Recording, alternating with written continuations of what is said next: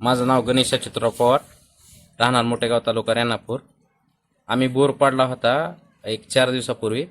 80 ते 90 फुटाला पाणी लागलं आणि आम्ही 260 फुटापर्यंत पाणी घेतलं. आम्हाला पाण्याची पातळी वाढत गेली असं वाटलं आम्हाला. पण आम्ही आमच्या बोरला केशिंग लागला 120 फूट. मग आम्ही छिद्र न करता आम्ही डायरेक्ट केशिंग टाकून दिला, पण पाणी एक थेंब पण राहिलं नाही.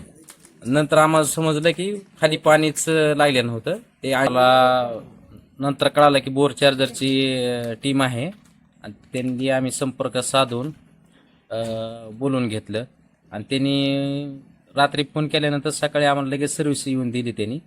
आणि येऊन पहिल्यांदा त्यांनी कॅमेरा सोडल्यानंतर सगळीकडे पाहिलं की बोरमध्ये एक टाक सुद्धा पाणी कुठं दिसलं नाही.